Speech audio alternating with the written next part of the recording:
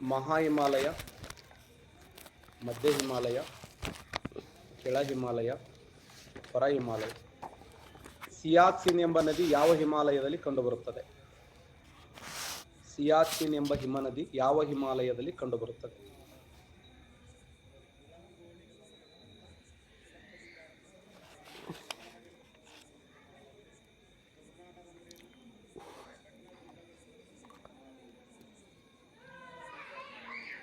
ಸಿಯಾಚಿನ್ ಎಂಬ ನದಿ ಯಾವ ಹಿಮಾಲಯ ಅಂದ್ರೆ ಹೊರ ಹಿಮಾಲಯದಲ್ಲಿ ಕಂಡುಬರ್ತದೆ. ಸಿಯಾಚಿನ್ ಎಂಬ ಹಿಮನದಿ ಯಾವ ಹಿಮಾಲಯದಲ್ಲಿದೆ ಅಂದ್ರೆ ಹೊರ ಹಿಮಾಲಯದಲ್ಲಿ. K2 ಯಾವ ಹಿಮಾಲಯದಲ್ಲಿ ಕಂಡುಬರುತ್ತದೆ? K2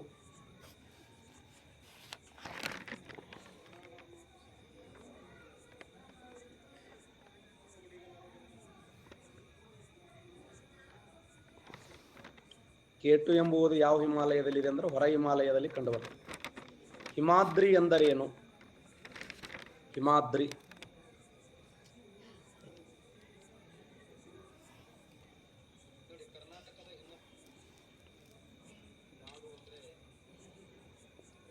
ಹಿಮಾದ್ರಿ ಎಂದರೇನು?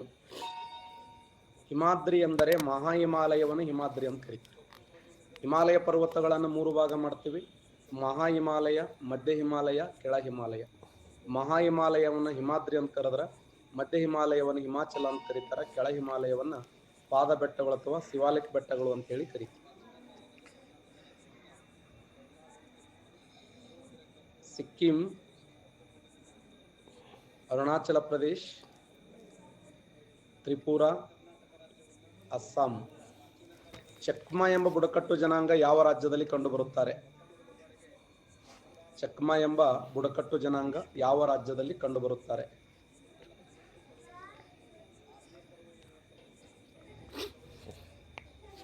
ಚಕ್ಮಾ ಎಂಬ ಬುಡಕಟ್ಟು ಜನಾಂಗ ಯಾವ ರಾಜ್ಯದಲ್ಲಿ ಕಂಡುಬರುತ್ತಾರೆ?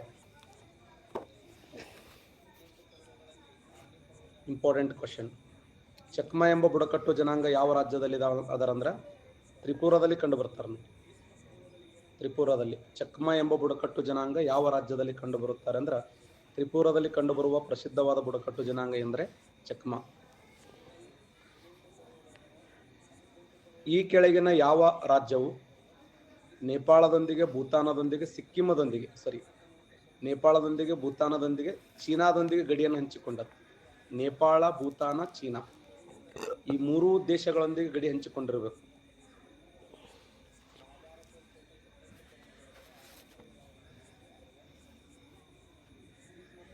ನೇಪಾಳದೊಂದಿಗೆ. ಸರಿಯಾದಂಥ ಉತ್ತರ ಸಿಕ್ಕಿಂ ರಾಜ್ಯ. ನೋಡಿ, ಸಿಕ್ಕಿಂ ರಾಜ್ಯ ಇದೆಯಲ್ಲ, ಇದು 3 ದೇಶಗಳೊಂದಿಗೆ, ಇಲ್ಲಿ ನೇಪಾಳ ಇದೆ, ಇಲ್ಲಿ ಭೂತಾನ್ ಇದೆ, ಇಲ್ಲಿ ಚೀನಾ ಇದೆ. ನೇಪಾಳ, ಚೀನಾ, ಭೂತಾನ್ ಈ 3 ದೇಶಗಳೊಂದಿಗೆ ಗಡಿಯನ್ನು ಹಂಚಿಕೊಂಡಿರ್ತಕ್ಕಂಥ ರಾಜ್ಯ ಯಾವುದಂದ್ರೆ ಸಿಕ್ಕಿಂ ರಾಜ್ಯ. ನೋಡಿ, ಸಿಕ್ಕಿಂ ರಾಜ್ಯವು 3 ದೇಶಗಳೊಂದಿಗೆ ತನ್ನ ಗಡಿಯನ್ನು ಹಂಚಿಕೊಂಡಿದೆ. ಅಪಟಾಮಿ ಎಂಬ ಬುಡಕಟ್ಟು ಜನಾಂಗ ಯಾವ ರಾಜ್ಯದಲ್ಲಿ ಕಂಡುಬರುತ್ತಾರೆ?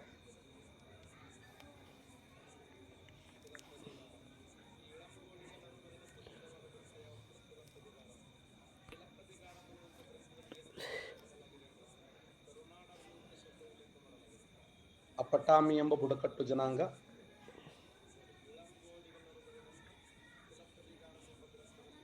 ಯಾವ ರಾಜ್ಯದಲ್ಲಿ ಕಂಡುಬರುತ್ತದೆ? ಸರಿಯಾದಂಥ ಉತ್ತರ ಅರುಣಾಚಲ ಪ್ರದೇಶದಲ್ಲಿ ಕಂಡುಬರುತ್ತಾರೆ.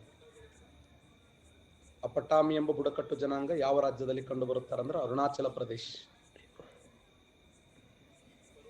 ನೇರವಾದ ಪ್ರಶ್ನೆ ಹಿಂಗೆ ಕೇಳೋಣ: ಅಪಟಾಮಿ ಎಂಬ ಬುಡಕಟ್ಟು ಜನಾಂಗ ಯಾವ ರಾಜ್ಯದಲ್ಲಿ ಇದ್ದಾರೆ ಅಂದ್ರೆ ಅರುಣಾಚಲ ಪ್ರದೇಶದಲ್ಲಿ ಕಂಡುಬರುವಂತ ಬುಡಕಟ್ಟು ಜನಾಂಗ.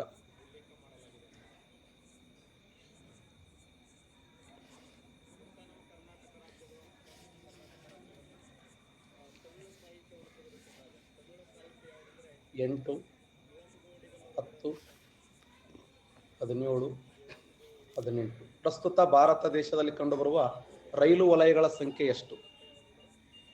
ಪ್ರಸ್ತುತ ಭಾರತ ದೇಶದಲ್ಲಿ ಕಂಡುಬರುವ ರೈಲು ವಲಯಗಳ ಸಂಖ್ಯೆ ಎಷ್ಟು? Railway zones. ಪ್ರಸ್ತುತ ಭಾರತ ದೇಶದಲ್ಲಿ ಕಂಡುಬರುವ ರೈಲು ವಲಯಗಳ ಸಂಖ್ಯೆ ದೇಶದಲ್ಲಿ 18 ರೈಲು ವಲಯ, 18+1 ನೋಡಿ. ದೇಶದಲ್ಲಿ 18+1 ರೈಲು ವಲಯಗಳು.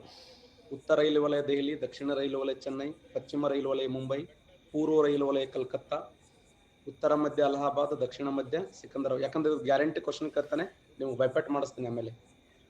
ಭಾರತದಲ್ಲಿ ಕೈಗಾರಿಕಾ ವಲಯಗಳ ಸಂಖ್ಯೆ ಎಷ್ಟು? ಭಾರತದಲ್ಲಿ ಕೈಗಾರಿಕಾ ವಲಯಗಳ ಸಂಖ್ಯೆ ಎಷ್ಟು? ಕೈಗಾರಿಕಾ ವಲಯಗಳ ಸಂಖ್ಯೆ. ದೇಶದಲ್ಲಿ ಕೈಗಾರಿಕಾ ವಲಯಗಳ ಸಂಖ್ಯೆ ಎಷ್ಟು? ಸೂಪರ್. 8 ಕೈಗಾರಿಕಾ ವಲಯಗಳದಾವ. ದೇಶದಲ್ಲಿ 8 ಕೈಗಾರಿಕಾ ವಲಯಗಳಿದ್ರೆ ರಾಜ್ಯದಲ್ಲಿ 5 ಕೈಗಾರಿಕಾ ವಲಯಗಳನ್ನು ನೋಡ್ತೀವಿ. ರಾಜ್ಯದಲ್ಲಿ 5, ದೇಶದಲ್ಲಿ 8. ಕೃಷಿ ವಲಯಗಳು ರಾಜ್ಯದಲ್ಲಿ 10, ದೇಶದಲ್ಲಿ 15 ಕೃಷಿ ವಲಯಗಳನ್ನು ಪರಿಗಣಿಸಿದಾಗ. Next,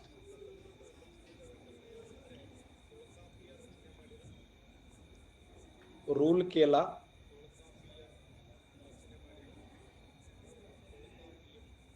Durgapur,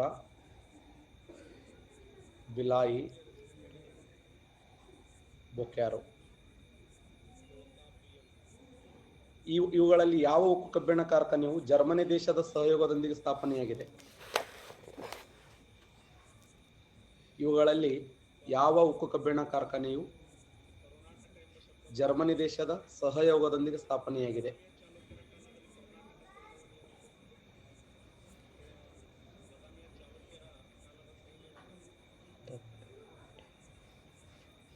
excellent. ರೂರ್ಕೆಲಾ ಉಕ್ಕು ಕಬ್ಬಿಣ ಕಾರ್ಖಾನೆ ನೋಡಿ. ರೂರ್ಕೆಲಾ ಉಕ್ಕು ಕಬ್ಬಿಣ ಕಾರ್ಖಾನೆ ಜರ್ಮನಿ ದೇಶದ ಸಹಯೋಗದೊಂದಿಗೆ ಯಾವ ರಾಜ್ಯದಲ್ಲಿ ಸ್ಥಾಪನೆಯಾಗಿದೆ ಅಂದ್ರೆ ಒಡಿಸ್ಸಾ ರಾಜ್ಯದಲ್ಲಿ ಸ್ಥಾಪನೆಯಾಗಿದೆ. ಒಡಿಸ್ಸಾ ರಾಜ್ಯದಲ್ಲಿ ಜರ್ಮನಿ ದೇಶದೊಂದಿಗೆ ಸ್ಥಾಪನೆಯಾಗಿರುವಂಥದ್ದು. ಇವುಗಳಲ್ಲಿ ಯಾವ ಉಕ್ಕು ಕಬ್ಬಿಣ ಕಾರ್ಖಾನೆಯನ್ನ ಸ್ವದೇಶಿ ಉಕ್ಕು ಕಬ್ಬಿಣ ಕಾರ್ಖಾನೆ ಅಂತ ಕರೀತಾರೆ? ಇವುಗಳಲ್ಲಿ ಯಾವ ಉಕ್ಕು ಕಬ್ಬಿಣ ಕಾರ್ಖಾನೆಯನ್ನ ಸ್ವದೇಶಿ ಉಕ್ಕು ಕಬ್ಬಿಣ ಕಾರ್ಖಾನೆ ಎಂದು ಕರೆಯುತ್ತಾರೆ?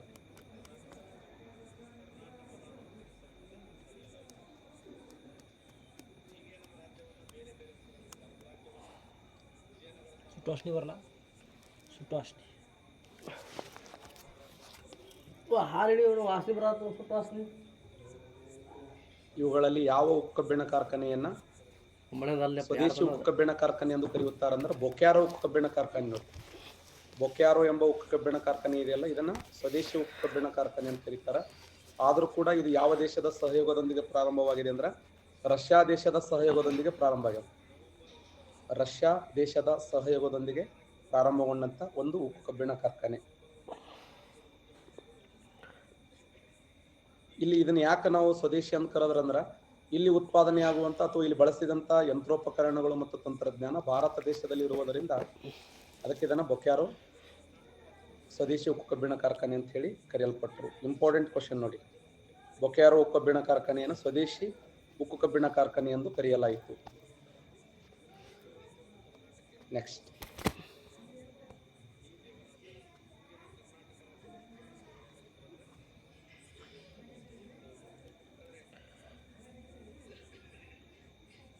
ಕರ್ನಾಟಕ, ಬಿಹಾರ್, ಒಡಿಸ್ಸಾ, ಆಂಧ್ರ ಪ್ರದೇಶ್ ಈ ಕೆಳಗಿನ ಯಾವ ರಾಜ್ಯವು ಸಂಪೂರ್ಣವಾಗಿ ಭೂಮಿಯಿಂದ ಆವೃತ್ತವಾಗಿದೆ? ಮುಖ್ಯಮಂತ್ರಿ. ಸಂಪೂರ್ಣವಾಗಿ ಭೂಮಿಯಿಂದ ಆವೃತ್ತವಾಗಿರುವ ರಾಜ್ಯ ಯಾವುದು? ಲ್ಯಾಂಡ್ಲಾಕ್ ಸ್ಟೇಟ್ ಅಂತ ಕರಿತೀವಿ.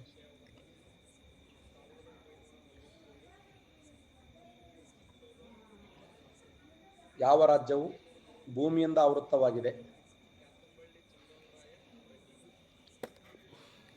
ಎಸ್, ಬಿಹಾರ್ ರಾಜ್ಯ ನೋಡಿ. ಬಿಹಾರ್ ರಾಜ್ಯ ಇದೆಯಲ್ಲ, ಯಾಕಂದ್ರೆ ಕರ್ನಾಟಕ ರಾಜ್ಯ ಕರಾವಳಿ ಇದೆ, ಒಡಿಸ್ಸಾ ಕರಾವಳಿ ಇದೆ, ಆಂಧ್ರ ಕರಾವಳಿ ಇದೆ. ಆಂಧ್ರ, ಒಡಿಸ್ಸಾ, ಕರ್ನಾಟಕ ರಾಜ್ಯಗಳಿಗೆ ಕರಾವಳಿಯ ತೀರ ಇದೆ. ಆದ್ರೆ ಬಿಹಾರ್ ರಾಜ್ಯಕ್ಕೆ ಏನಿಲ್ಲ ಅಂದ್ರೆ ಕೋಸ್ಟಲ್ ಏರಿಯಾ ಇಲ್ಲ. ಆ ಉದ್ದೇಶಕ್ಕಾಗಿ ಅದು ಲ್ಯಾಂಡ್ಲಾಕ್ ಆಗಿರುವಂತ ಒಂದು ಸ್ಟೇಟ್ ಅಂತ ಕರಿತೀವಿ. ಭೂಮಿಯಿಂದ ಆವೃತ್ತವಾಗಿರುವಂತ ರಾಜ್ಯ ಲ್ಯಾಂಡ್ಲಾಕ್ ಸ್ಟೇಟ್ ಅಂತ ಕರಿತೀವಿ. ಸಿಮ್ಲಿಪಾಲ್ ಬೆಟ್ಟಗಳು ಯಾವ ರಾಜ್ಯದಲ್ಲಿ ಕಂಡು ಬರುತ್ತವೆ?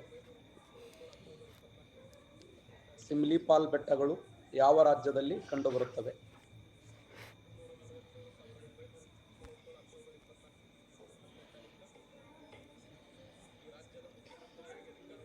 ಸಿಮ್ಲಿಪಾಲ್ ಬೆಟ್ಟಗಳು ಯಾವ ರಾಜ್ಯದಲ್ಲಿದಾವೆ ಅಂದ್ರೆ ಒಡಿಸ್ಸಾ ರಾಜ್ಯದಲ್ಲಿ ಕಂಡು ಬರ್ತದೆ. ಪೂರ್ವ ಘಟ್ಟಗಳು ಒಡಿಸ್ಸಾ ರಾಜ್ಯದಲ್ಲಿ ಏನಂತ ಕರೀತಾರೆ ಅಂದ್ರೆ ಸಿಮ್ಲಿಪಾಲ್ ಬೆಟ್ಟಗಳು ಅಂತ ಹೇಳಿ ಕರೀತಾರೆ. ಈ ಸಿಮ್ಲಿಪಾಲ್ ಬೆಟ್ಟಗಳು ಯಾವ ರಾಜ್ಯದಲ್ಲಿ ಅಂದ್ರೆ ಒಡಿಸ್ಸಾ ರಾಜ್ಯದಲ್ಲಿ ಕಂಡುಬರುವ ಪ್ರಮುಖವಾದ ಬೆಟ್ಟಗಳು. ಕಿಯೋಂಜರ್ ಬೆಟ್ಟಗಳು ಯಾವ ರಾಜ್ಯದಲ್ಲಿ ಕಂಡು ಬರ್ತವೆ? ಕಿಯೋಂಜರ್ ಬೆಟ್ಟಗಳು ಕಿಯೋಂಜರ್ ಬೆಟ್ಟಗಳು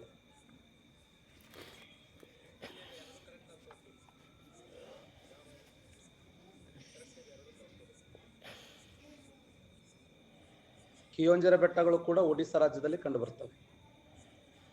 ನಲ್ಲಮಲೈ ಬೆಟ್ಟ ಮತ್ತು ರಂಪಾ ಬೆಟ್ಟಗಳು,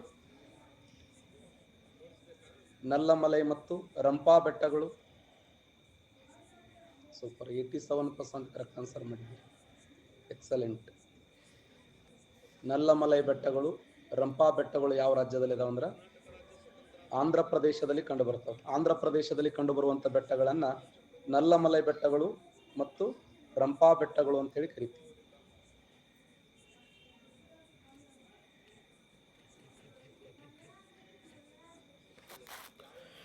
ನಲ್ಲಮಲೈ ಮತ್ತು ರಂಪಾ ಬೆಟ್ಟಗಳು.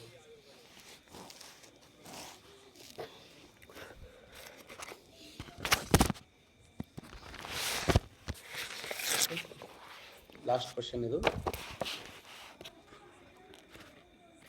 ಮಧ್ಯಪ್ರದೇಶ್, ಗುಜರಾತ್, ರಾಜಸ್ಥಾನ್, ಪಂಜಾಬ್ ಈ ಕೆಳಗಿನ ಯಾವ ರಾಜ್ಯದಲ್ಲಿ ಕಕ್ರಪಾರ ಎಂಬ ಅಣುವಿದ್ಯುತ್ ಸ್ಥಾವರವನ್ನು ನೋಡ್ತೀವಿ? ಕಕ್ರಪಾರ ಎಂಬ ಪ್ರಸಿದ್ಧವಾದ ಅಣುವಿದ್ಯುತ್ ಸ್ಥಾವರ, ಕಕ್ರಪಾರ ಎಂಬ ಪ್ರಸಿದ್ಧವಾದ ಅಣುವಿದ್ಯುತ್ ಸ್ಥಾವರ ಯಾವ ರಾಜ್ಯದಲ್ಲಿ ಕಂಡುಬರುತ್ತದೆ?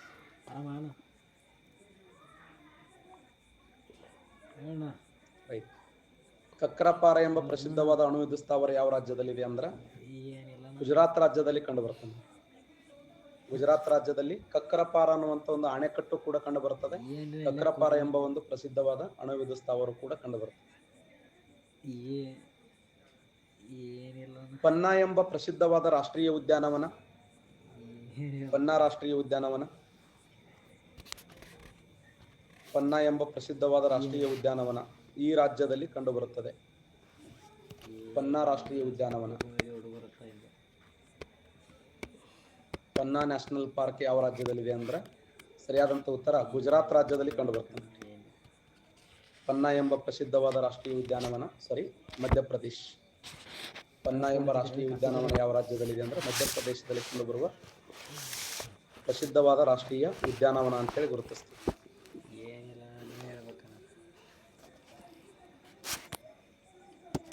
ಕಳೆದ ಕ್ಲಾಸ್ನಲ್ಲಿ ನಾವು ಇನ್ನೊಂದು 4 ಕ್ವಶನ್ ಕೇಳಿ.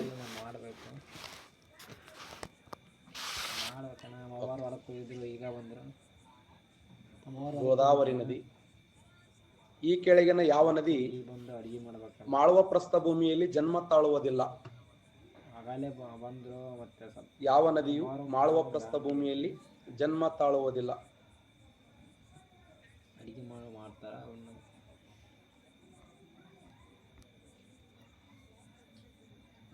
ಒಳ್ಳೆ ಆನ್ಸರ್ ಮಾಡಿ. ಇದು ನೋಡಿ, ಡಯಾಗ್ರಾಮ್ ಬಿಡಿಸ್ಕೋರಿ.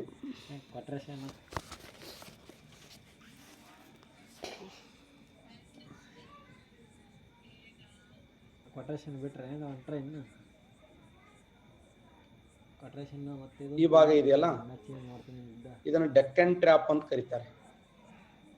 ಇದೆಲ್ಲ ದಕ್ಕನ ಪ್ರಸ್ಥಭೂಮಿನೇ ಇದೆ ಸಂಪೂರ್ಣವಾಗಿ. ಇದಾದಲ್ಲ ಡೆಕ್ಕನ್ ಟ್ರ್ಯಾಪ್ ಲಕ್ಷಾಂತರ ವರ್ಷಗಳಿಂದ ಜ್ವಾಲಾಮುಖಿಯಿಂದ ನಿರ್ಮಾಣಗೊಂಡಂತ ಭೂಪ್ರದೇಶ ಇದೆ. ಜ್ವಾಲಾಮುಖಿಯಿಂದ ನಿರ್ಮಾಣಗೊಂಡಂತ ಭೂಪ್ರದೇಶ ದಕ್ಕನ್ ಪ್ರಸ್ಥಭೂಮಿ ಅಂತ ಕರೀತಾರೆ. ಡೆಕ್ಕನ್ ಟ್ರ್ಯಾಪ್ ಅಂದ್ರು ಒಂದೇ, ದಕ್ಕನ ಪ್ರಸ್ಥಭೂಮಿ ಅಂದ್ರು ಒಂದೇ. ಈ ದಕ್ಕನ ಪ್ರಸ್ಥಭೂಮಿ ಯಾವುದರ ಒಂದು ಭಾಗ ಅಂತ ಕ್ವಶನ್ ಕೇಳ, ಯಾರ ಆನ್ಸರ್ ಮಾಡ್ತೇವೆ? Pangaea, ಪ್ಯಾಂಥಲಸ್, Laurasia, ಗೋಂಡ್ವಾನ. ಡೆಕ್ಕನ್ ಟ್ರ್ಯಾಪ್ ಇದೆಯಲ್ಲ, ದಕ್ಕನ್ ಪ್ರಸ್ಥಭೂಮಿ ಅಂತ ಕರಿತೀವಿ. ದಕ್ಕನ್ ಪ್ರಸ್ಥಭೂಮಿ ಅಂದ್ರೂ ಒಂದೇ, ಡೆಕ್ಕನ್ ಟ್ರ್ಯಾಪ್ ಅಂದ್ರೂ ಒಂದೇ. ಇದು ಜ್ವಾಲಾಮುಖಿಯಿಂದ ನಿರ್ಮಾಣಗೊಂಡಂತ ಭೂಪ್ರದೇಶ. ಹಾಗಾದ್ರೆ ಈ ಡೆಕ್ಕನ್ ಟ್ರ್ಯಾಪ್ ಎಂಬುದು ಯಾವುದರ ಒಂದು ಭಾಗವಾಗಿದೆ?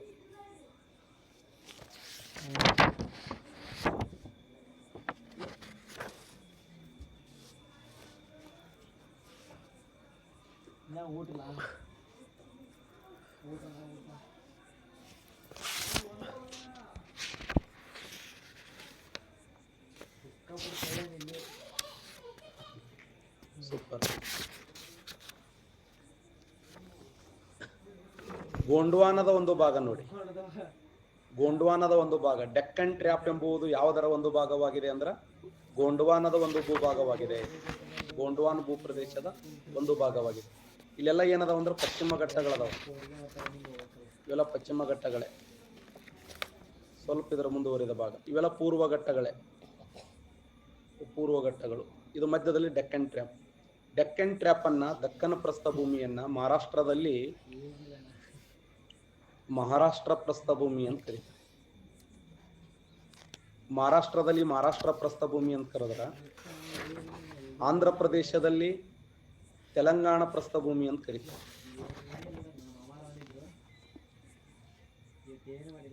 ತೆಲಂಗಾಣ ಪ್ರಸ್ಥಭೂಮಿ. ಕರ್ನಾಟಕ ರಾಜ್ಯದಲ್ಲಿ ಮೈಸೂರು ಪ್ರಸ್ಥಭೂಮಿ ಅಂತ ಕರೀತಾರೆ. ಮಹಾರಾಷ್ಟ್ರದಲ್ಲಿ ಮಹಾರಾಷ್ಟ್ರ ಪ್ರಸ್ಥಭೂಮಿ, ಆಂಧ್ರದಲ್ಲಿ ತೆಲಂಗಾಣ ಪ್ರಸ್ಥಭೂಮಿ, ಕರ್ನಾಟಕದಲ್ಲಿ ಮೈಸೂರು ಪ್ರಸ್ಥಭೂಮಿ. ಡೆಕ್ಕನ್ ಟ್ರ್ಯಾಪ್ ಅನ್ನ ಇದನ್ನ ಈ ಹೆಸರುಗಳಿಂದ ಕರೀತಾರೆ. ಮಹಾರಾಷ್ಟ್ರದಲ್ಲಿ ಮಹಾರಾಷ್ಟ್ರ ಪ್ರಸ್ಥಭೂಮಿ, ಆಂಧ್ರ ಪ್ರದೇಶದಲ್ಲಿ ತೆಲಂಗಾಣ ಪ್ರಸ್ಥಭೂಮಿ, ಕರ್ನಾಟಕ ರಾಜ್ಯದಲ್ಲಿ ಮೈಸೂರು ಪ್ರಸ್ಥಭೂಮಿ. ನೆನ್ಪಿಡ್ರಿ.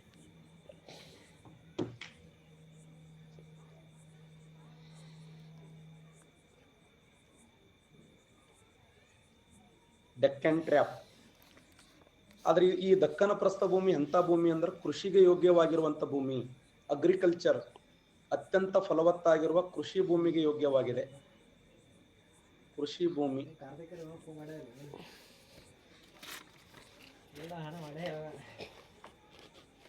ಇದು ಕೃಷಿಗೆ ಯೋಗ್ಯವಾಗಿರುವಂತ ಭೂಮಿಯಾಗಿದೆ. ಅಗ್ರಿಕಲ್ಚರ್.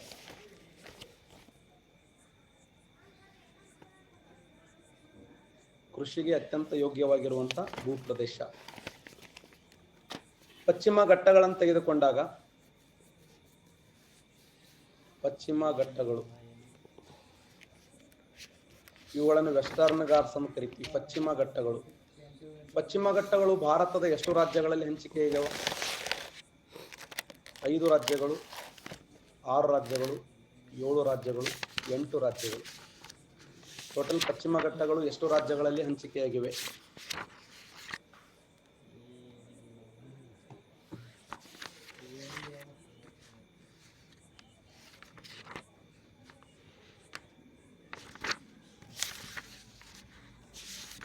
ಸೂಪರ್. ಪಶ್ಚಿಮ ಘಟ್ಟಗಳು ಎಷ್ಟು ರಾಜ್ಯಗಳಲ್ಲಿ ಹಂಚಿಕೆಯಾಗಿವೆ ಅಂದ್ರೆ 6 ರಾಜ್ಯಗಳಲ್ಲಿ ಹಂಚಿಕೆಯಾಗಿವೆ. 6 ಯಾವುದು? ಫಸ್ಟ್ ಗುಜರಾತ್ನಿಂದ ಪ್ರಾರಂಭ. ಗುಜರಾತದಿಂದ ಪ್ರಾರಂಭ ಆಗ್ತದೆ.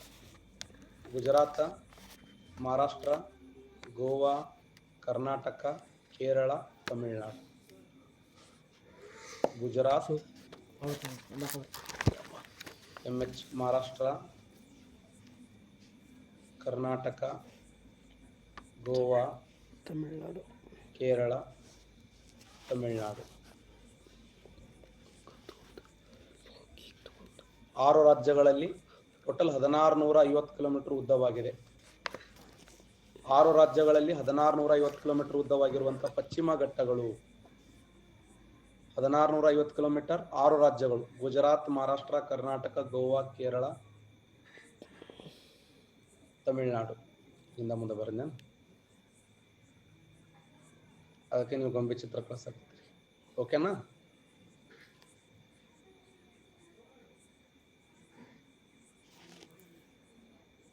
ಗುಜರಾತ್, ಮಹಾರಾಷ್ಟ್ರ, ಗೋವಾ.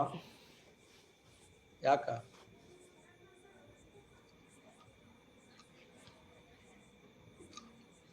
ಗೊಂಬೆ ಚಿತ್ರ ಅದು?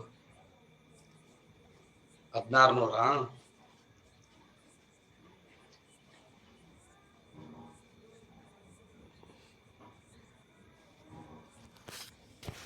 ಕಮೆಂಟ್ ಬಾಕ್ಸ್ ಆಫ್ ಮಾಡಿ ನಿಮ್ಮ ಪಾಡಿ ನೀವು ಮಾಡ್ಕೊಂಡು ಹೋಗ್ತೀರಾ.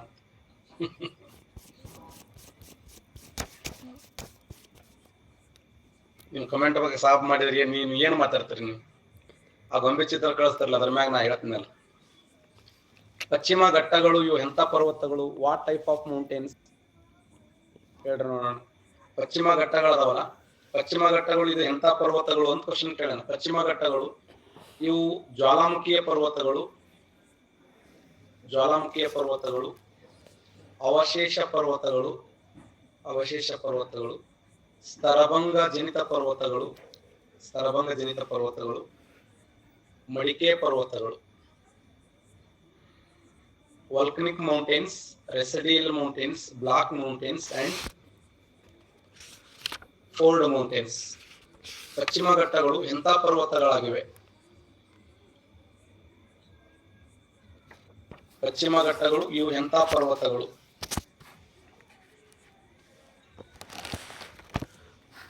ಪಶ್ಚಿಮ ಘಟ್ಟಗಳು ಎಂಥ ಪರ್ವತಗಳದ? ಇವು ಸ್ತರಭಂಗ ಜನಿತ ಪರ್ವತಗಳನ್ನು ಬ್ಲಾಕ್ ಮೌಂಟೇನ್ಸ್ ಅಂತ ಕರಿತೀವಿ. ಸ್ತರಭಂಗ ಜನಿತ ಪರ್ವತಗಳು, ಸ್ತರಭಂಗ ಜನಿತ ಪರ್ವತಗಳು ಅಂತೇಳಿ ಗುರುತಿಸ್ತೀವಿ. ಆದರೆ ಲಕ್ಷಾಂತರ ವರ್ಷಗಳ ಹಿಂದೆ ಇದು ಸ್ತರಭಂಗ ಜನಿತ ಪರ್ವತ ಆಗಿತ್ತು. ಈ ಪ್ರೆಸೆಂಟ್ ಇದರ ಮುಂದುವರೆದ ಭಾಗ ಅಂದ್ರ ಅವಶೇಷ ಪರ್ವತಗಳಾಗಿ ಮುಂದುವರೆದಿದೆ. ಒಂದು ಕಾಲದಲ್ಲಿ ಇದು ಸ್ತರಭಂಗ ಜನಿತ ಪರ್ವತ, ಪ್ರೆಸೆಂಟ್ ಏನಾಗಿದೆ ಅಂದ್ರ ಅವಶೇಷ ಪರ್ವತವಾಗಿ ಮುಂದುವರಿತಾ ಇದೆ. ಇದೊಂದು ಪಶ್ಚಿಮ ಘಟ್ಟ, ಇದ್ರ ಬಗ್ಗೆ ಹೇಳಿನಿ. ಇದೊಂದು ಹಾಟ್ ಸ್ಪಾಟ್ ಅಂತ ಹೇಳಿನಿ, ಇದೊಂದು ಬಿಸಿ ತಾಣ. ಅಷ್ಟೇ ಅಲ್ಲ, ಇದೊಂದು ವಿಶ್ವ ಪಾರಂಪರಿಕ ಪಟ್ಟಿಗೆ ಸೇರಿದಂತ ಸ್ಥಳ ಅಂತ ಹೇಳಿನಿ. ಹಾಟ್ ಸ್ಪಾಟ್ ಅಂದ್ರೂ ಓಕೆ, ಇದೊಂದು ವಿಶ್ವ ಪಾರಂಪರಿಕ ಪಟ್ಟಿಗೆ ಸೇರಿದ ಸ್ಥಳ ಅಂತ ಹೇಳಿ ಕರಿತೀವಿ. ಪಶ್ಚಿಮ ಘಟ್ಟ ಎಂಬುದು ವಿಶ್ವ ಪಾರಂಪರಿಕ ಪಟ್ಟಿ. ಯಾವ ವರ್ಷ ಸೇರ್ಪಡೆ ಆಯ್ತು ಪಶ್ಚಿಮ ಘಟ್ಟ? 1986, 1987, 2013, 2012. ಪಶ್ಚಿಮ ಘಟ್ಟ ಎಂಬುದು 1986, 1987, 2013, 2012.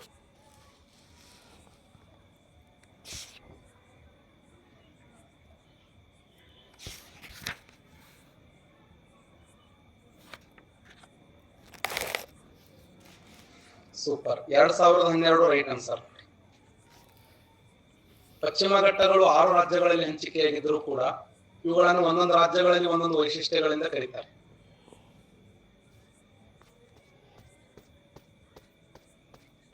ಪಶ್ಚಿಮ ಘಟ್ಟಗಳನ್ನ ಒಟ್ಟು 6 ರಾಜ್ಯಗಳಲ್ಲಿ ಹಂಚಿಕೆಯಾಗಿದೆ ಅಂತ ಹೇಳಿದೆ. ಪ್ರಧಾನವಾಗಿ ಎಷ್ಟು ರಾಜ್ಯಗಳು ಅಂತಂದ್ರೆ ಪ್ರಧಾನವಾಗಿ 3 ರಾಜ್ಯಗಳು. ಪ್ರಧಾನವಾಗಿ 3 ರಾಜ್ಯ. 3 ಯಾವುವು? ಒಂದು ಮಹಾರಾಷ್ಟ್ರ,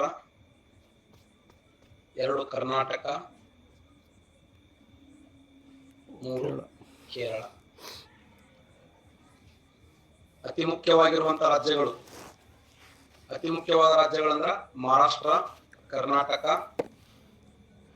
ಮತ್ತೆ ಕೇರಳ. ಮಹಾರಾಷ್ಟ್ರ, ಕರ್ನಾಟಕ, ಕೇರಳ.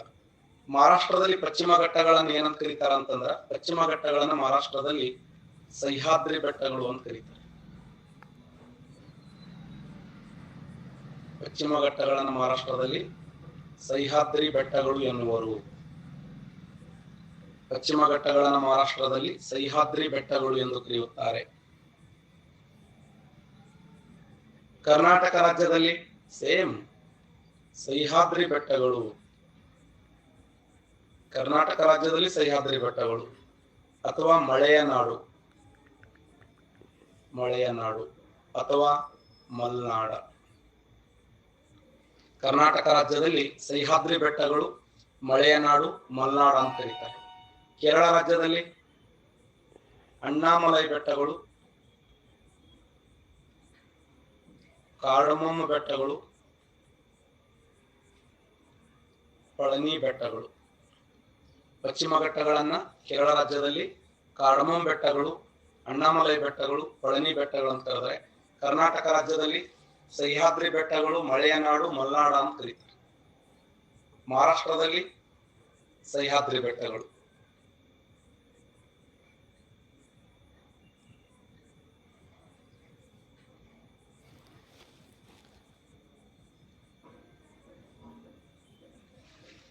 ಮಹಾರಾಷ್ಟ್ರದ ಅತಿ ಎತ್ತರವಾದ ಶಿಖರ ಯಾವುದಂದ್ರ ಕಾಲ್ಸುಬಾಯಿ ನೋಡಿ. ಕಾಲ್ಸುಬಾಯಿ ಮಹಾರಾಷ್ಟ್ರದ ಅತಿ ಎತ್ತರವಾಗಿರುವಂತ ಶಿಖರ. ಮಹಾರಾಷ್ಟ್ರದಲ್ಲಿ ಅತ್ಯಂತ ಎತ್ತರವಾಗಿರುವಂತ ಶಿಖರ ಅಂದ್ರ ಕಾಲ್ಸುಬಾಯಿ. ಕರ್ನಾಟಕ ರಾಜ್ಯದ ಅತಿ ಎತ್ತರವಾದ ಶಿಖರ ಅಂದ್ರ ಮುಳ್ಳಯ್ಯನಗಿರಿ.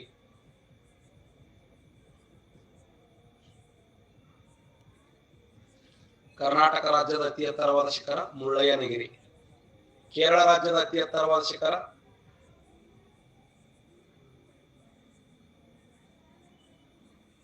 ಕೇರಳ ರಾಜ್ಯದ ಅತಿ ಎತ್ತರವಾದ ಶಿಖರ ಯಾವ್ದಂದ್ರ ಆನೈಮುಡಿ ಶಿಖರ ನೋಡಿ. ಆನೈಮುಡಿ. ಅಣ್ಣಾಮಲೈ ಬೆಟ್ಟಗಳಲ್ಲಿ ಕಂಡುಬರುವ ಅತಿ ಎತ್ತರವಾದ ಶಿಖರ ಇದು.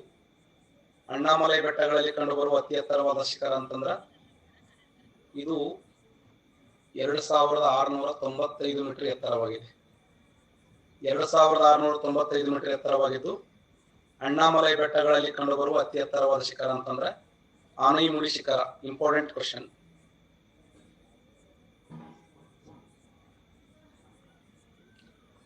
ದಕ್ಷಿಣ ಭಾರತದ ಅತಿ ಎತ್ತರವಾದ ಶಿಖರ ಅಥವಾ ಪಶ್ಚಿಮ ಘಟ್ಟಗಳಲ್ಲಿ ಅತ್ಯಂತ ಎತ್ತರವಾದ ಶಿಖರ ಅಂದ್ರೆ ಆನೈಮುಡಿ ಶಿಖರ. ಆನೈಮುಡಿ ಶಿಖರ ಎಲ್ಲಿದೆ ಅಂದ್ರೆ ಅಣ್ಣಾಮಲೈ ಬೆಟ್ಟಗಳಲ್ಲಿ. ಅಣ್ಣಾಮಲೈ ಬೆಟ್ಟಗಳಲ್ಲಿ ಅತ್ಯಂತ ಎತ್ತರವಾಗಿರುವಂತಹ ಶಿಖರ ಅಂತಂದ್ರೆ ಆನೈಮುಡಿ ಶಿಖರ. ಮಹಾರಾಷ್ಟ್ರದ ಅತಿ ಎತ್ತರವಾದ ಶಿಖರ ಕಾಲ್ಸುಬಾಯಿ 1646 ಮೀಟರ್ ಎತ್ತರವಾಗಿದೆ. ಮುಳ್ಳಯ್ಯನಗಿರಿ 1913 ಮೀಟರ್ ಎತ್ತರವಾಗಿದೆ. ಆನೈಮುಡಿ 2695 ಮೀಟರ್ ಎತ್ತರವಾಗಿದೆ. ದಕ್ಷಿಣ ಭಾರತದ ಅತಿ ಎತ್ತರವಾದ ಶಿಖರ ಅಂದ್ರ ಆನೈಮುಡಿ ಶಿಖರ. ಈ ಆನೈಮುಡಿ ಶಿಖರ ಎಲ್ಲಿದೆ ಅಂದ್ರ ಅಣ್ಣಾಮಲೈ ಬೆಟ್ಟಗಳಲ್ಲಿ ಕಂಡುಬರುತ್ತೆ. ಮುಂದೋಗೋಣ. ಬರ್ಕೊಂಡ್ರಿ? ಓಕೆ.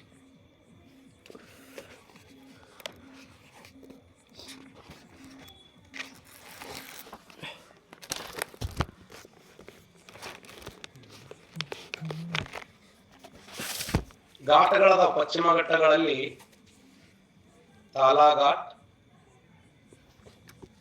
ಬಾರಾ ಘಾಟ್, ಚಾರ್ಮುಡಿ ಘಾಟ್,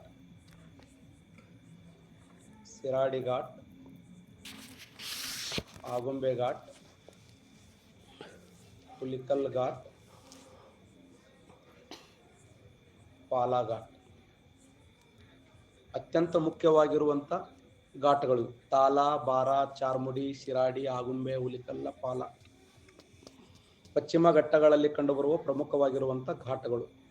ಪಾಲ್ ಘಾಟ್ ತ್ರಿವೆಂಡಂ ಮತ್ತು ಚೆನ್ನೈಗಳ ಮಧ್ಯದಲ್ಲಿ ಕನೆಕ್ಟ್ ಮಾಡುತ್ತೆ. ಚೆನ್ನೈ, ತ್ರಿವೆಂಡಂ ಮತ್ತು ಚೆನ್ನೈಗಳ ಮಧ್ಯದಲ್ಲಿ ಕನೆಕ್ಟ್ ಮಾಡುವಂತ ಘಾಟ್ ಅಂದ್ರೆ ಪಾಲ್ ಘಾಟ್.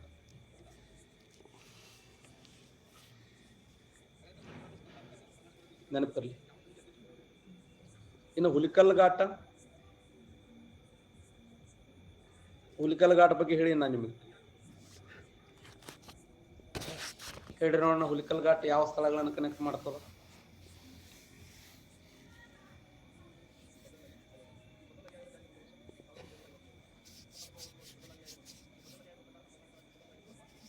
ಯಾವ ಉಡುಪಿಯಿಂದ ಕುಂದಾಪುರ. ನಾವು ಹುಲಿಕಲ್ ಘಾಟ ಶಿವಮೊಗ್ಗದಿಂದ ಕುಂದಾಪುರ ನೋಡಿ.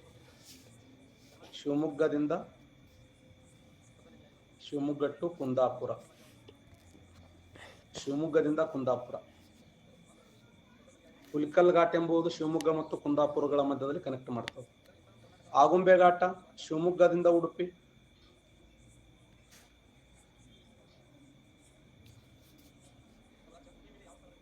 ಶಿವಮೊಗ್ಗ ಮತ್ತು ಉಡುಪಿಗಳ ಮಧ್ಯದಲ್ಲಿ ಕನೆಕ್ಟ್ ಮಾಡುವಂತ ಘಾಟ್ ಅಂದ್ರೆ ಆಗುಂಬೆ ಘಾಟ್. ಸಿರಿಡಿ ಘಾಟ, ಸಿರಿಡಿ ಘಾಟ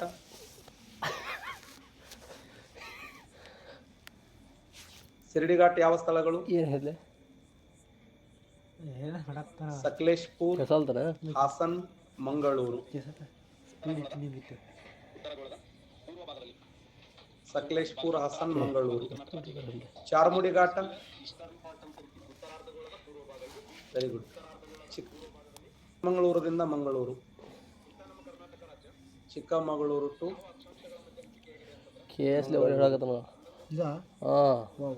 ಚಿಕ್ಕಮಗಳೂರು ಮತ್ತು ಮಂಗಳೂರುಗಳ ಮಧ್ಯೆ ಕನೆಕ್ಟ್ ಆಗುವಂಥ ಘಾಟ್ ಯಾವಂದ್ರೆ ಚಾರ್ಮುಡಿ ಘಾಟ್. ಇನ್ನು ಬಾರಾಘಾಟ, ಬಾರಾಘಾಟ್ ಮುಂಬೈ ಟು ಪುಣೆ, ಮುಂಬೈ ಟು ಪುಣೆ, ಮುಂಬೈ ಮತ್ತು ಪುಣೆಗಳ ಮಧ್ಯದಲ್ಲಿ ಕನೆಕ್ಟ್ ಮಾಡುವಂಥ ಘಾಟ್ ಯಾವಂದ್ರೆ ಬಾರಾಘಾಟ್. ಮುಂಬೈ ಮತ್ತು ಪುಣೆಗಳ ಮಧ್ಯದಲ್ಲಿ ಕನೆಕ್ಟ್ ಮಾಡುತ್ತೆ.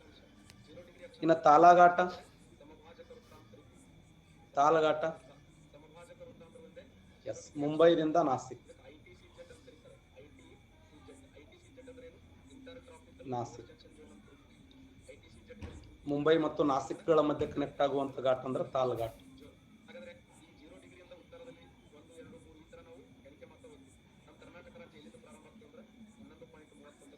ಇವುಗಳಲ್ಲಿ ದಕ್ಷಿಣ ಭಾರತದ ಅತ್ಯಂತ ದೊಡ್ಡದಾಗಿರುವ ಘಾಟ್ ಯಾವುದು? ಇವುಗಳಲ್ಲಿ ದಕ್ಷಿಣ ಭಾರತದ yes Adarsh correct answer, Sunil correct, Hemalatha correct answer. Palghat ನೋಡಿ, ಪಾಲ್ಘಾಟ್ ಇದೆಯಲ್ಲ, ಇದು ದಕ್ಷಿಣ ಭಾರತದ ಅತ್ಯಂತ ದೊಡ್ಡದಾಗಿರುವಂತ ಘಾಟ್. ಶಿರಡಿ ಘಾಟಿನ ಮೇಲೆ ಶಿರಡಿ ಘಾಟ ಹಾಸನ್ನ ಸಕಲೇಶ್ಪುರ್ ಮಂಗಳೂರು, ಹಾಸನ್ನ ಸಕಲೇಶ್ಪುರ್ ಮಂಗಳೂರು, ಹಾಸನ್ನ ಸಕಲೇಶ್ಪುರ್ ಮಂಗಳೂರು, ಚಿಕ್ಕಮಗಳೂರಿಂದ ಮಂಗಳೂರು, ಮುಂಬೈದಿಂದ ಪುಣೆ, ಇದು ಮುಂಬೈದಿಂದ ನಾಸಿಕ್, ಶಿವಮೊಗ್ಗದಿಂದ Kundapura, Trivandrum to Chennai. ಕೊಟ್ರೇಶಿ,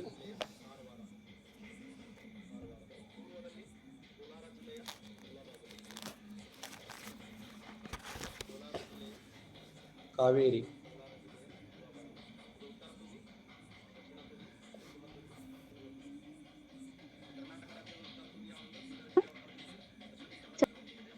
very good. ಘಟ್ಟಗಳು ವೈಶಿಷ್ಟ್ಯತೆ ನೋಡಿದವು. ಪಶ್ಚಿಮ ಘಟ್ಟಗಳಲ್ಲಿ ಅನೇಕ ನದಿಗಳು ಜನ್ಮ ತಾಳ್ತವೆ. ಕೇಳಿಸ್ತಾ ಧ್ವನಿ? ಧ್ವನಿ ಕೇಳಿಸ್ತಾ ಇದ್ದಿಲ್ಲ? ಓಕೆ. ಪಶ್ಚಿಮ ಘಟ್ಟಗಳಲ್ಲಿ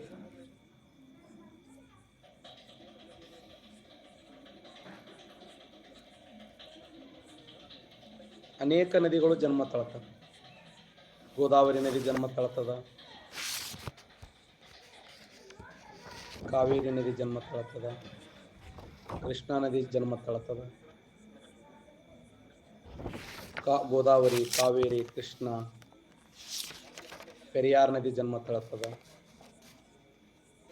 ಅನೇಕ ನದಿಗಳು, ಸಾವಿರಾರು ನದಿಗಳು ಜನ್ಮ ತಾಳದಲ್ಲಿ ಅಂದ್ರೆ ಪಶ್ಚಿಮ ಘಟ್ಟದಲ್ಲಿ. ಅದಕ್ಕೆ ಪಶ್ಚಿಮ ಘಟ್ಟ ಅಂದ್ರೆ ಒಂದು ಜಲರೇಖೆ ಇದ್ದಂತೆ. ಪಶ್ಚಿಮ ಘಟ್ಟ ಒಂದು ಹಾಟ್ ಸ್ಪಾಟ್. ಯಾಕೆ ಇದನ್ನು ವಿಶ್ವ ಪಾರಂಪರಿಕ ಪಟ್ಟಿಗೆ ಸೇರಿಸಿದ್ರಂದ್ರೆ ಇದೊಂದು ಅದ್ಭುತವಾಗಿರುವಂತ ತಾಣ ಅಂತೇಳಿ ಗುರುತಿಸ್ತೀವಿ. ಪಶ್ಚಿಮ ಘಟ್ಟ ಅಂದ್ರೆ ಒಂದು ಅದ್ಭುತವಾದ ತಾಣ.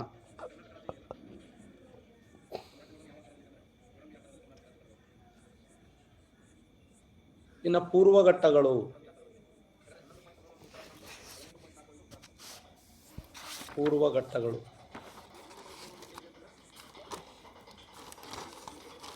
ಪೂರ್ವ ಘಟ್ಟಗಳು ಎಷ್ಟು ರಾಜ್ಯಗಳಲ್ಲಿ ಹಂಚಿಕೆಯಾಗಿವೆ? ಮುಖ್ಯವಾಗಿ 3 ರಾಜ್ಯಗಳು, 4 ರಾಜ್ಯ, 5 ರಾಜ್ಯ, 6 ರಾಜ್ಯ. ಎಷ್ಟು ರಾಜ್ಯಗಳಲ್ಲಿ ಹಂಚಿಕೆಯಾಗಿವೆ ಪೂರ್ವ ಘಟ್ಟಗಳು?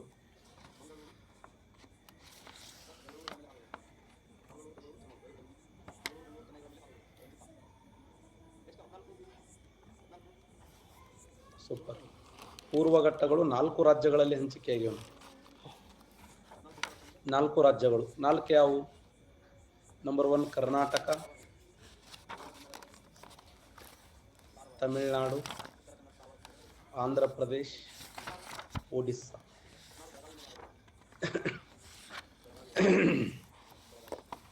ಕರ್ನಾಟಕ ರಾಜ್ಯ, ತಮಿಳುನಾಡು, ಆಂಧ್ರ ಪ್ರದೇಶ, ಒಡಿಸ್ಸಾ ರಾಜ್ಯಗಳಲ್ಲಿ ಈ ಒಂದು ಪೂರ್ವ ಘಟ್ಟಗಳು ಹಂಚಿಕೆ ಇದೆ.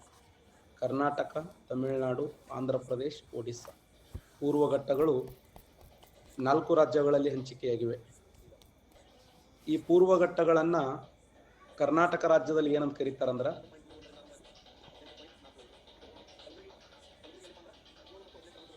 ಪೂರ್ವ ಘಟ್ಟಗಳನ್ನ ಕರ್ನಾಟಕ ರಾಜ್ಯದಲ್ಲಿ ಏನಂತ ಕರೀತಾರಂದ್ರ Biligiri Rangana Betta,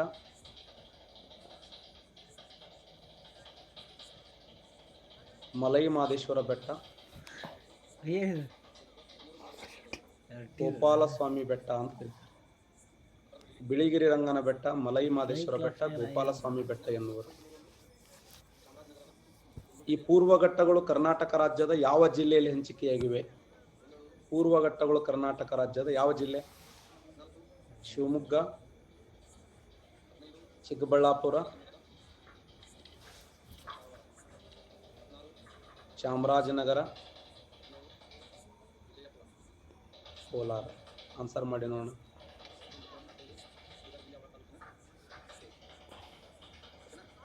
super, 76% correct answer ಮಾಡಿದ್ದೀರಿ.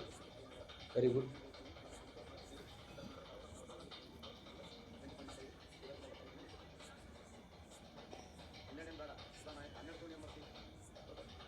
ಪೂರ್ವ ಘಟ್ಟಗಳು ಚಾಮರಾಜನಗರದಲ್ಲಿ ಹಂಚಿಕೆಯಾಗಿವೆ.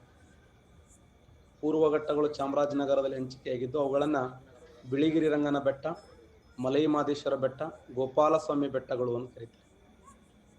ಪೂರ್ವ ಘಟ್ಟಗಳು ಚಾಮರಾಜನಗರದಲ್ಲಿ ಹಂಚಿಕೆಯಾಗಿದ್ದು ಅವುಗಳನ್ನು ಬಿಳಿಗಿರಿ ರಂಗನ ಬೆಟ್ಟ, ಮಲೈ ಮಾದೇಶ್ವರ ಬೆಟ್ಟ, ಗೋಪಾಲಸ್ವಾಮಿ ಬೆಟ್ಟ ಅಂತ ಕರೆದ್ರ.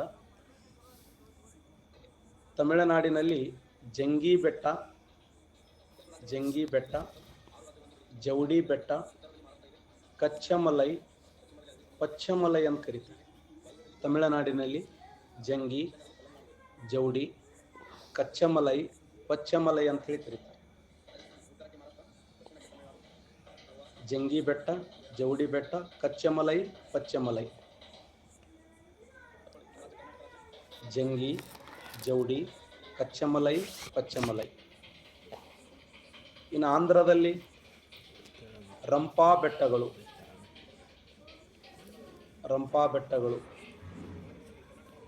ನಲ್ಲಮಲೈ ಬೆಟ್ಟಗಳು. ಆಂಧ್ರದಲ್ಲಿ ರಂಪಾ ಬೆಟ್ಟ ಮತ್ತೆ ನಲ್ಲಮಲೈ ಬೆಟ್ಟಗಳು. ಒಡಿಸ್ಸಾ ರಾಜ್ಯದಲ್ಲಿ ಕಿಯೋಂಜರ್ ಬೆಟ್ಟಗಳು ಮತ್ತು ಸಿಮ್ಲಿಪಾಲ್ ಬೆಟ್ಟಗಳು. ಬರ್ಕೊಳ್ಳಿ. ಪೂರ್ವ ಘಟ್ಟಗಳು 4 ರಾಜ್ಯಗಳಲ್ಲಿ ಹಂಚಿಕೆಯಾಗಿದ್ದು ಕರ್ನಾಟಕ ರಾಜ್ಯದ ಚಾಮರಾಜನಗರದಲ್ಲಿ ಬಿಳಿಗಿರಿ ರಂಗನ ಬೆಟ್ಟ, ಮಲೈ ಮಾದೇಶ್ವರ ಬೆಟ್ಟ, ಗೋಪಾಲಸ್ವಾಮಿ ಬೆಟ್ಟ ಅಂತ ಕರೀತಾರೆ. ತಮಿಳುನಾಡಿನಲ್ಲಿ ಜಂಗಿ, ಜೌಡಿ, ಕಚ್ಚಮಲೈ, ಪಚ್ಚಮಲೈ ಅಂತ ಕರೀತಾರೆ. ಆಂಧ್ರ ಪ್ರದೇಶದಲ್ಲಿ ರಂಪಾ ಬೆಟ್ಟಗಳು, ನಲ್ಲಮಲೈ ಬೆಟ್ಟಗಳು ಅಂತ ಕರೀತಾರೆ. ಒಡಿಸ್ಸಾ ರಾಜ್ಯದಲ್ಲಿ ಕಿಯೋಂಜರ ಬೆಟ್ಟ ಮತ್ತು ಸಿಮ್ಲಿಪಾಲ್ ಬೆಟ್ಟಗಳು ಅಂತ ಕರೀತಾರೆ.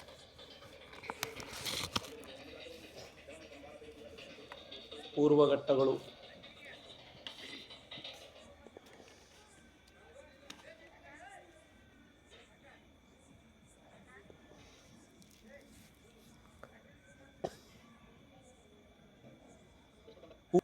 ಆರಮಕೊಂಡ,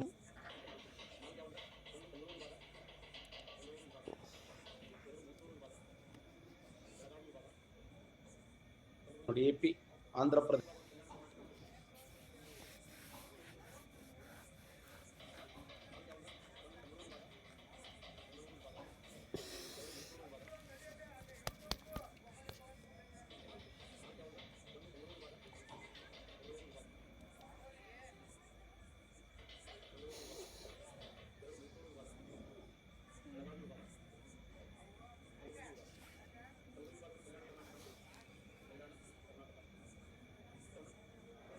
ಎತ್ತರವಾಗಿರುವಂತಹ ಆರಮಕೊಂಡ ಶಿಖರ ಪೂರ್ವ ಘಟ್ಟಗಳಲ್ಲಿ ಅತಿ ಎತ್ತರವಾದ ಶಿಖರ.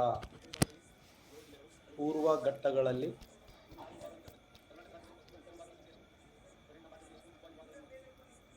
ಅತಿ ಎತ್ತರವಾದ ಶಿಖರ. ಪೂರ್ವ ಘಟ್ಟಗಳಲ್ಲಿ ಅತ್ಯಂತ ಎತ್ತರವಾಗಿರುವಂತಹ ಶಿಖರ ಅಂದ್ರೆ ಆರಮಕೊಂಡ ಶಿಖರ. ಆಕ್ಚುಲಿ ಜಿಂದಾಗಢ ಅನ್ನುವಂಥ ಶಿಖರ ಇದೆ, ಬಟ್ ಅದು ಉಲ್ಲೇಖ ಇಲ್ಲ. ಆಂಧ್ರ ಪ್ರದೇಶದ ಅತಿ ಎತ್ತರವಾದ ಶಿಖರ. ಆಂಧ್ರ ಪ್ರದೇಶದ ರಂಪಾ ಬೆಟ್ಟದಲ್ಲಿ ಇನ್ನೊಂದು ಬೆಟ್ಟ ಇದೆ, ಪಾಲ್ಗೊಂಡ ಬೆಟ್ಟ ಅಂತ ಬರ್ತದೆ. ಆ ರಂಪಾ ಬೆಟ್ಟದಲ್ಲಿ, ಪಾಲ್ಗೊಂಡ ಬೆಟ್ಟದಲ್ಲಿ ತಿರುಪತಿ ತಿಮ್ಮಪ್ಪನ ದೇವಸ್ಥಾನ ಕಂಡು ಬರ್ತದೆ. ಇದು ಕ್ವಶನ್ ಕೇಳ. ಜಗತ್ ಪ್ರಸಿದ್ಧವಾದ ತಿರುಪತಿ ತಿಮ್ಮಪ್ಪನ ದೇವಸ್ಥಾನ ಎಲ್ಲಿದೆ ಅಂತಂದ್ರೆ ಆಂಧ್ರ ಪ್ರದೇಶದ ರಂಪಾ ಬೆಟ್ಟಗಳಲ್ಲಿ ಪಾಲ್ಕಾಡ್ ಅನ್ನುವಂಥ ಒಂದು ಸಣ್ಣ ಬೆಟ್ಟ ಇದೆ. ಆ ಪಾಲ್ಕಾಡ್ ಎಂಬ ಸಣ್ಣ ಬೆಟ್ಟದಲ್ಲಿ ಪ್ರಪಂಚದ ಅತ್ಯಂತ ಶ್ರೀಮಂತ ದೇವಸ್ಥಾನ ತಿರುಪತಿ ತಿಮ್ಮಪ್ಪನ ದೇವಸ್ಥಾನ ಇದೆ. ತಿರುಪತಿ ತಿಮ್ಮಪ್ಪನ ದೇವಸ್ಥಾನ ಎಲ್ಲಿದೆ ಅಂದ್ರೆ ರಂಪಾ ಬೆಟ್ಟಗಳಲ್ಲಿ. ಅದು ವಿಶೇಷವಾಗಿ ಪಾಲ್ಕಾಡ ಬೆಟ್ಟಗಳಲ್ಲಿ ಕಂಡುಬರ್ತವೆ. ಇನ್ನು ಇದೇ ಆಂಧ್ರ ಪ್ರದೇಶದ ನಲ್ಲಮಲೆ ಬೆಟ್ಟಗಳಂತ ಹೇಳಿದೆವಲ್ಲ, ಈ ನಲ್ಲಮಲೆ ಬೆಟ್ಟಗಳಲ್ಲಿ ಶ್ರೀಶೈಲ ಪರ್ವತ ಇದೆ. ನಲ್ಲಮಲೆ ಬೆಟ್ಟಗಳಲ್ಲಿ ಶ್ರೀಶೈಲ ಪರ್ವತವನ್ನ ಕಾಣುತ್ತೇವೆ. ಶ್ರೀಶೈಲ ಪರ್ವತ, ಶ್ರೀಶೈಲ ಮಲ್ಲಿಕಾರ್ಜುನ ದೇವಸ್ಥಾನಕ್ಕೆ ಹೋಗ್ತೀನಿ ಅಂತಾರಲ್ಲ, ಆ ಶ್ರೀಶೈಲ ಮಲ್ಲಿಕಾರ್ಜುನ ದೇವಸ್ಥಾನಕ್ಕೆ ಹೋಗೋರು ಇದೇ ಬೆಟ್ಟಗಳಲ್ಲಿ ನೋಡ್ತೀವಿ. ನೋಡಿ, ಪೂರ್ವ ಘಟ್ಟಗಳಲ್ಲಿ ಅತಿ ಎತ್ತರವಾದ ಶಿಖರ ಅಂದ್ರೆ ಆರಂಕೊಂಡ ಶಿಖರ. ಈ ಆರಂಕೊಂಡ ಶಿಖರ ಯಾವ ರಾಜ್ಯದಲ್ಲಿದೆ ಅಂದ್ರೆ ಆಂಧ್ರ ಪ್ರದೇಶದಲ್ಲಿದೆ. ಇದು 1680 ಮೀಟರ್ ಎತ್ತರವಾಗಿದ್ದು ಪೂರ್ವ ಘಟ್ಟಗಳಲ್ಲಿ ಅತ್ಯಂತ ಎತ್ತರವಾಗಿರುವಂತ ಶಿಖರ ಅಂತ ಹೇಳಿ ಇದನ್ನು ಗುರುತಿಸ್ತೀವಿ. ರಂಪಾ ಬೆಟ್ಟಗಳಲ್ಲಿ ಪಾಲ್ಕಾಡ್ ಅನ್ನುವಂತ ಒಂದು ಬೆಟ್ಟ ಇದೆ. ಆ ಪಾಲ್ಕಾಡ್ ಬೆಟ್ಟದಲ್ಲಿ ತಿರುಪತಿ ತಿಮ್ಮಪ್ಪನ ದೇವಸ್ಥಾನವಿದೆ. ವೆಂಕಟರಮಣ ಗೋವಿಂದ ಗೋವಿಂದ ಈ ರಂಪಾ ಬೆಟ್ಟಗಳಲ್ಲಿ. ಇನ್ನು ಆಂಧ್ರ ಪ್ರದೇಶದ ನಲ್ಲಬಲ್ಲೈ ಬೆಟ್ಟಗಳಲ್ಲಿ ಶ್ರೀಶೈಲ ದೇವಸ್ಥಾನ ಇದೆ ನೋಡಿ. ಶ್ರೀಶೈಲ ಮಲ್ಲಿಕಾರ್ಜುನ ದೇವಸ್ಥಾನ ಎಲ್ಲಿದೆ ಅಂದ್ರೆ ಇಲ್ಲೇ ಕಂಡು ಬರುತ್ತೆ. ಇನ್ನು ಒಡಿಸ್ಸಾ ರಾಜ್ಯದಲ್ಲಿ ಒಂದು ಬೆಟ್ಟ ಇದೆ. ಒಡಿಸ್ಸಾ ರಾಜ್ಯದಲ್ಲಿ ಮಹೇಂದ್ರಗಿರಿ ಒಡಿಸ್ಸಾ ರಾಜ್ಯದಲ್ಲಿ ಮಹೇಂದ್ರಗಿರಿ ಅನ್ನುವಂಥ ಪರ್ವತವನ್ನು ನೋಡ್ತೀವಿ. ಒಡಿಸ್ಸಾ ರಾಜ್ಯದಲ್ಲಿ ಇಡೀ ಒಡಿಸ್ಸಾದ ಅತಿ ಎತ್ತರವಾದ ಶಿಖರ ಇದು ಮಹೇಂದ್ರಗಿರಿ ಅನ್ನುವಂಥ ಶಿಖರ. ಒಡಿಸ್ಸಾ ರಾಜ್ಯದ ಅತಿ ಎತ್ತರವಾದ ಶಿಖರ ಅಂದ್ರ ಮಹೇಂದ್ರಗಿರಿ.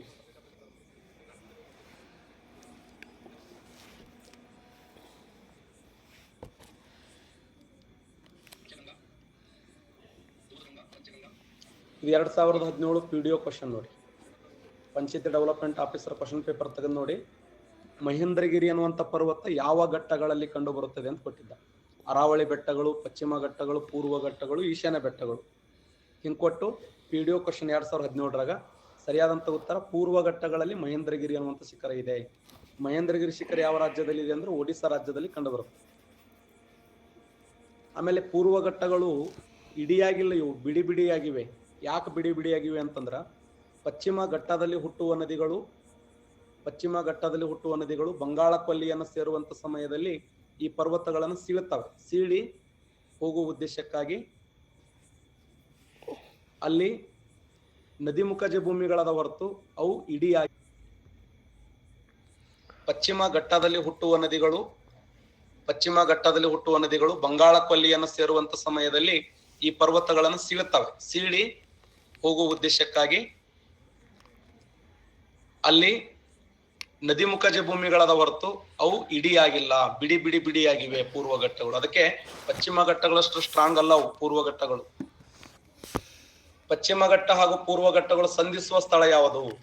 ABCD ಇದು ಕ್ವಶನ್ ಆಗಿದೆ ನೋಡಿ. ಪಶ್ಚಿಮ ಘಟ್ಟ ಹಾಗೂ ಪೂರ್ವ ಘಟ್ಟಗಳು ಸಂಧಿಸುವ ಸ್ಥಳ ನೀಲಗಿರಿ ಬೆಟ್ಟ, ಕನ್ಯಾಕುಮಾರಿ, ಊಟಿ, ಕಾರ್ಡಮಮ್. ಪಶ್ಚಿಮ ಘಟ್ಟ ಹಾಗೂ ಪೂರ್ವ ಘಟ್ಟಗಳು ಸಂಧಿಸುವುದು ಎಲ್ಲಿ?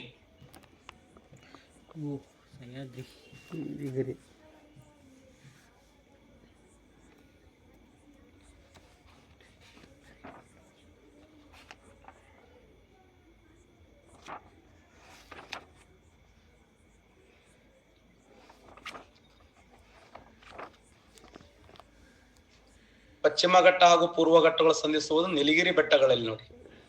ಪಶ್ಚಿಮ ಘಟ್ಟ ಹಾಗೂ ಪೂರ್ವ ಘಟ್ಟಗಳು ಸಂಧಿಸುವುದು ನೀಲಗಿರಿ ಬೆಟ್ಟಗಳಲ್ಲಿ. ಈ ನೀಲಗಿರಿ ಬೆಟ್ಟಗಳಲ್ಲಿ ಅತ್ಯಂತ ಎತ್ತರವಾಗಿರುವಂತ ಶಿಖರ ಇದೆ, ತಮಿಳುನಾಡದಲ್ಲಿದೆ. ನೀಲಗಿರಿ ಬೆಟ್ಟಗಳು ಎಲ್ಲಿದಾವ ಅಂದ್ರೆ ತಮಿಳುನಾಡದಲ್ಲಿ. ಪಶ್ಚಿಮ ಘಟ್ಟ ಹಾಗೂ ಪೂರ್ವ ಘಟ್ಟಗಳು ಸಂಧಿಸುವ ಸ್ಥಳ ಅಂದ್ರೆ ನೀಲಗಿರಿ ಬೆಟ್ಟ. ನೀಲಗಿರಿ ಬೆಟ್ಟಗಳಲ್ಲಿ ಅತಿ ಎತ್ತರವಾದ ಶಿಖರ ಅಂದ್ರೆ ದೊಡ್ಡ ಬೆಟ್ಟ ನೋಡಿ. ದೊಡ್ಡ ಬೆಟ್ಟ 2637 ಮೀಟರ್ ಎತ್ತರವಾಗಿದೆ. 2637 ಮೀಟರ್ ಎತ್ತರವಾಗಿದ್ದು ದಕ್ಷಿಣ ಭಾರತದ ಅತಿ ಎತ್ತರವಾದ ಎರಡನೇ ಶಿಖರ ಇದು. ದಕ್ಷಿಣ ಭಾರತದ ಅತಿ ಎತ್ತರವಾದ ಎರಡನೇ ಶಿಖರ ಅಂದ್ರೆ ದೊಡ್ಡ ಬೆಟ್ಟ. ದಕ್ಷಿಣ ಭಾರತದ ಅತಿ ಎತ್ತರವಾದ ಶಿಖರ ಅಂತಂದ್ರ ಆನೈಮುಡಿ ಶಿಖರ. ಅಣ್ಣಾಮಲೈ ಬೆಟ್ಟಗಳಲ್ಲಿ ಕಂಡುಬರುವ ಆನೈಮುಡಿ ಶಿಖರ. ದಕ್ಷಿಣ ಭಾರತದ ಅತಿ ಎತ್ತರವಾದ ಎರಡನೇ ಶಿಖರ ಅಂದ್ರೆ ದೊಡ್ಡ ಬೆಟ್ಟ. 2637 ಮೀಟರ್ ಎತ್ತರವಾಗಿದೆ.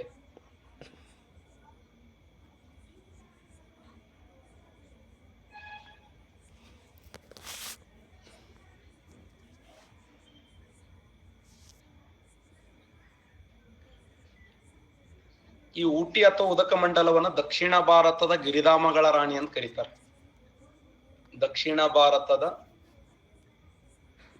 ಗಿರಿಧಾಮಗಳ ರಾಣಿ ಎನ್ನುವರು. ದಕ್ಷಿಣ ಭಾರತದ ಗಿರಿಧಾಮಗಳ ರಾಣಿ ಯಾವ್ದಂದ್ರ ಉದಕ ಮಂಡಲ ಅಥವಾ ಊಟಿ. ಉದಕ ಮಂಡಲ ಅಥವಾ ಊಟಿಯನ್ನ ದಕ್ಷಿಣ ಭಾರತದ ಗಿರಿಧಾಮಗಳ ರಾಣಿ. ಹಿಂಗೆ ಕ್ವಶನ್ ಕೇಳಿದ್ದಾನೆ. ಚಕ್ರತ ಉತ್ತರ ಭಾರತ ಗಿರಿಧಾಮಗಳ ರಾಣಿ. ಪಶ್ಚಿಮ ಭಾರತ ಗಿರಿಧಾಮಗಳ ರಾಣಿ ಅಂತಂದ್ರ ಮೌಂಟ್ ಅಬು, ಇದನ್ನ ಹೇಳಿ ನಿಮಗೆ. ಪೂರ್ವ ಭಾರತ ಗಿರಿಧಾಮಗಳ ರಾಣಿ ಅಂತಂದ್ರ ಡಾರ್ಜಿಲಿಂಗ್. ಮಧ್ಯ ಭಾರತ ಗಿರಿಧಾಮಗಳ ರಾಣಿ ಅಂದ್ರ ಪಾಚುಮರಿ.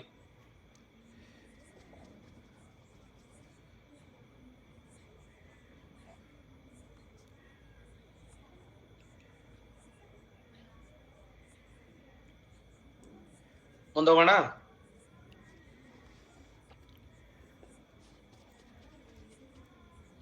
ದಕ್ಷಿಣ ಭಾರತ ಗಿರಿಧಾಮಗಳ ರಾಣಿ ಉದಕ ಮಂಡಲ ಅಥವಾ ಊಟಿ. ಪಶ್ಚಿಮ ಘಟ್ಟಗಳು ಪೂರ್ವ ಘಟ್ಟಗಳು ಸಂಧಿಸುವ ಸ್ಥಳ ಯಾವ್ದಂದ್ರ ನೀಲಗಿರಿ ಬೆಟ್ಟಗಳು. ನೀಲಗಿರಿ ಬೆಟ್ಟಗಳಲ್ಲಿ ಅತಿ ಎತ್ತರವಾದ ಶಿಖರ ಅಂದ್ರೆ ದೊಡ್ಡ ಬೆಟ್ಟ. ಇದು 2637 ಮೀಟರ್ ಎತ್ತರವಾಗಿದ್ದು ದಕ್ಷಿಣ ಭಾರತದ ಅತಿ ಎತ್ತರವಾದ 2ನೇ ಶಿಖರವಾಗಿದೆ. ದಕ್ಷಿಣ ಭಾರತ ಅತಿ ಎತ್ತರವಾದ ಶಿಖರ ಅಂತಂದ್ರ ಆನೈಮುಡಿ ಶಿಖರ. ಈ ಆನೈಮುಡಿ ಶಿಖರ ಎಲ್ಲಿದೆ ಅಂತಂದ್ರ ಅಣ್ಣಾಮಲೈ ಬೆಟ್ಟಗಳಲ್ಲಿ ಕಂಡುಬರುತ್ತೆ.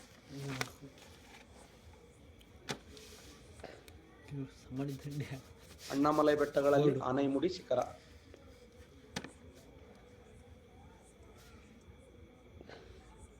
ಕೇರಳ ರಾಜ್ಯದಲ್ಲಿ ಒಂದಿಷ್ಟು ಬೆಟ್ಟಗಳದ ನೋಡಿ. ಕೇರಳ ರಾಜ್ಯದಲ್ಲಿ ಕಾರ್ಡಮಮ್ ಬೆಟ್ಟಗಳು. ಕಾರ್ಡಮಮ್ ಇದರ ಮೀನಿಂಗ್ ಏನು? ಕಾರ್ಡಮಮ್ ಅಂದ್ರೆ ಯಾಲಕ್ಕಿ ಅಂತ ಅರ್ಥ. ಯಾಲಕ್ಕಿ ಅಥವಾ ಏಲಕ್ಕಿ ಅಂತ ಕರಿತೀವಲ್ಲ, ಕಾರ್ಡಮಮ್ ಇದರ ಮೀನಿಂಗ್ ಏನಂದ್ರ ಏಲಕ್ಕಿ. ಇಲ್ಲೊಂದು ಪ್ರಸಿದ್ಧವಾದಂತ ವನ್ಯಜೀವಿ ಧಾಮ ಇದೆ, ಅಗಸ್ತ್ಯ.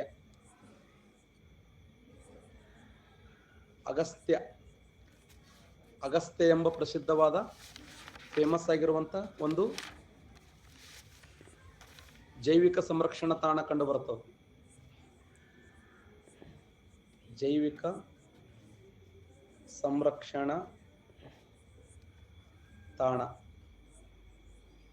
ಇಲ್ಲಿ ಕಂಡುಬರುವ ಪ್ರಸಿದ್ಧವಾದ ಜೈವಿಕ ಸಂರಕ್ಷಣಾ ತಾಣ.